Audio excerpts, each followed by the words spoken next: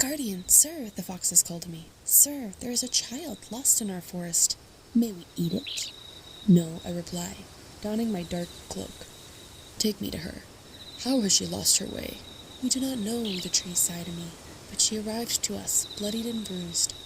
The moths and the owls guide me, the moon peering down in curiosity. The small human is curled up among tree roots and moss, quietly crying.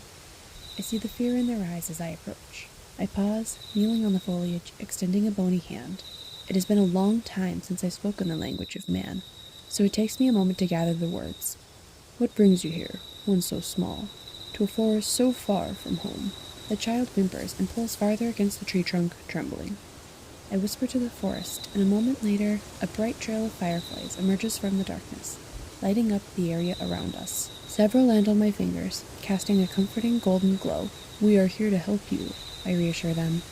A few fireflies flutter towards the child, resting gently on her hair and arms. Carefully, cautiously, the human examines me, before slowly reaching out a small hand. They reach above my head to feel my sturdy antlers. I can see on her arm large, angry purple and red welts.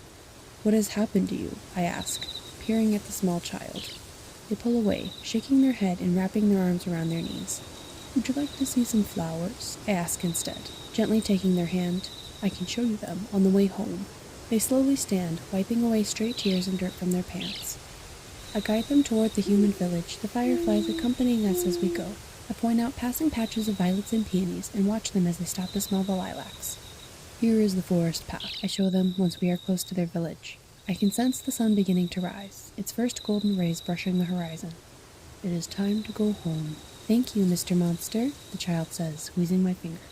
It was my pleasure, I reply. If you are ever in need, you may wander back into my forest.